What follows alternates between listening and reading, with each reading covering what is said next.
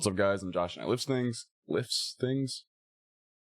I'm here to talk about pull day, how to set yours up. So just like on Monday's video where I discussed push day, today I am talking pull day. I'm not talking about intensity or weights used or sets and reps or anything like that. I'm purely talking exercise selection.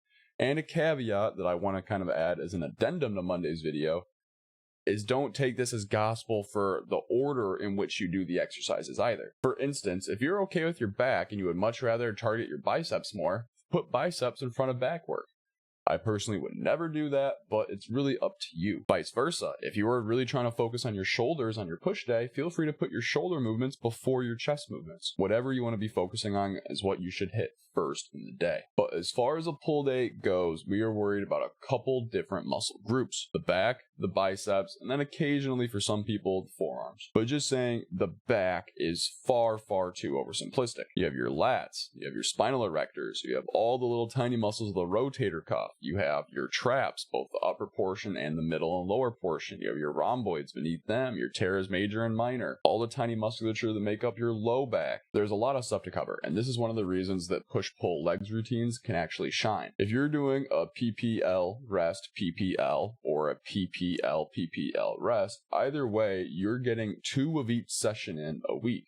2 pushes, 2 pulls, and 2 legs. This means that you don't necessarily have to cram all of your movements into one of these sessions, because in a couple of days you're going to be hitting it again within a 2-time-a-week frequency. So you could do the standard, have one strength focused and one bodybuilding focused day. You could have one where you're focusing more on upper back stuff and one more on lat stuff. It's really up to you, but using these guidelines that I'm going to espouse soon, you'll be able to set up a great pull day that will cover everything you need to worry about. So first off, let's just start with the back. You need to do some type of hinge movement. Now, this is where there's kind of an asterisk involved, because you may not need one depending on what your leg days look like. For instance, I do not deadlift anymore, but I do Romanian deadlifts on my leg day. So that is already a hinge movement, a movement pattern in which I am still training. But there's other type of hinges that you can do. You could do good mornings, you could do kettlebell swings, you could do glute ham raises. There are tons of different hinge type movements you can do if you don't want to deadlift, but there should be some type of hinge movement. Probably going to be your biggest strength movement. It's great for your spinal erectors, it's great for your low back, it's great for just building up stability and strength in general. And then after that, you're going to want 2 different kinds of pulling: a horizontal pull and a vertical pull, just like on push day where we have a horizontal and vertical press. Now, the type of horizontal row that you end up going with is going to be largely dependent on what you chose for a hinge movement. If your lower back is completely fried out after your hinge, you're probably not going to want to do some like heavy bent over rows.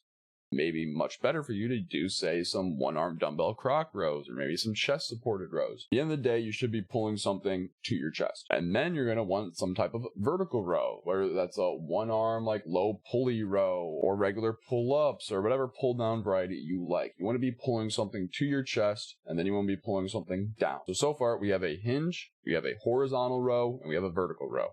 This means that we have trained the biggest muscle groups in our back: the erectors, the lats, everything that's keeping, any type of posture active. Then also, depending on your form and what specific lift you chose, some littler stuff like the rhomboids, mid traps, rear delts, whatever. But this is where we would then want to get into more of an upper back focus. Maybe you want to do some shrugs for the upper portion of the traps. Maybe you want to do some face pulls to get a big compound movement for the rear delt and everything else. Maybe you want to do just rear delt isolation.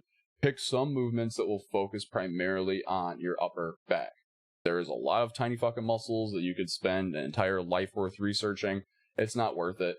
Do some face pulls, do some rear delt flies, do some shrugs, whatever you gotta do just for some upper back focus. Next, moving on, we have the biceps, or what, to be more accurate, the entire muscularity of the upper arm. The biceps brachii, the brachialis, and the brachioradialis. For the biceps, do whatever movement you want to enjoy. If you want to watch my bicep bracket video, I really enjoy the incline dumbbell curl. You want to use a cable? Go for it. If you want to do a preacher? Go for it. If you want to use easy bar, barbell, whatever, just pick one movement that you enjoy and load it kind of heavy. To go after that, you want to do some brachialis work. So whether that is pinwheel curls, hammer curls, whatever you want to do, something that gets the brachialis more involved. And this muscle, the brachioradialis, kind of blurs the line between your bicep training and your forearm training, but you want to try to do some type of reverse curl. That will make the size of your upper arm bigger, and it will be a great transition into forearm training if you choose to do that. And if you want to choose to do it, you can look at my grip strength video for one, but for the most part, you really just want some type of flexion, some type of extension, just like any other muscle group. I personally prefer doing a finger curl into flexion. Specifically, I get a barbell and I hold it behind my body and I let it open up my hand,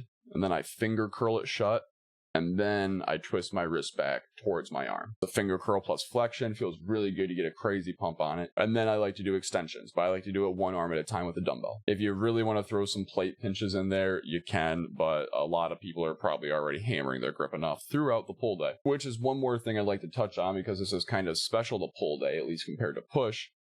Use straps whenever you want to. There is no reason to limit the development of your entire back because you can't hold on to the implement that you're trying to lift or row or deadlift or whatever. Hands are fucking weak. Backs are fucking strong. So do not limit your back training based around your hand. I personally like to do most warm-up sets without straps, and then everything else I'm throwing straps on. I isolate my forearms later on down the line, and I do some actual grip strength specific stuff anyways. I feel way more locked in and have a way better mind muscle connection on all my back movements when I'm using straps. So don't let some weirdo try to tell you not to do that. And guys, in doing this, you will have a perfect pull day. You may notice that there's more exercises in this day than there is a push day, and that makes complete sense. The back is a massive muscle group that, if you can even call it one muscle group, that requires a lot of different exercises in order to fully get everything you can out of it. So to recap, hinge movement, asterisk, depends on what you do on your leg day. Horizontal pull,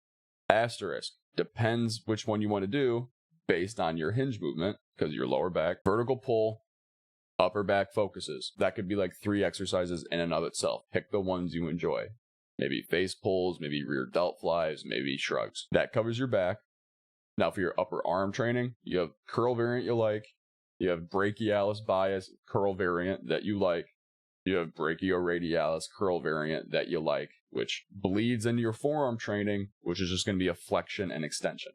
If you want to add some more stuff, you can do some plate pinches just for extra grip strength work. Finally, I would like to touch on one movement that kind of bridges the gap between lat movements, especially when you're talking about horizontal versus vertical rows, but that would be stuff like dumbbell pullovers or lat prayers or straight arm pull downs. You can kind of throw these in wherever if you really feel like you need it. I really enjoy these movements, but I don't take them all that seriously. If you really want to throw them in there, maybe get rid of either the horizontal pull on that day or the vertical pull on that day.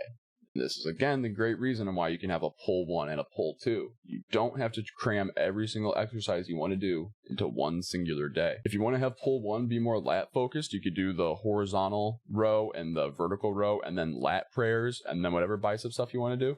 And then you could put off everything else for pull 2, where you do the hinge and then all of your upper back work, because let's be honest, they're all going to be active during each movement anyways, just a little bit more or less. And then on both days, you would hammer your biceps after, and then your forearms if you feel like doing those in the first place. And guys, that is the video. Thank you so much for watching. If you like this style of content, like, comment, subscribe. I respond to every comment. I like every like. If you really want to help me out, you can follow all these socials down below. They will be linked in the description. And as always, thank you so much for watching. Have a great day.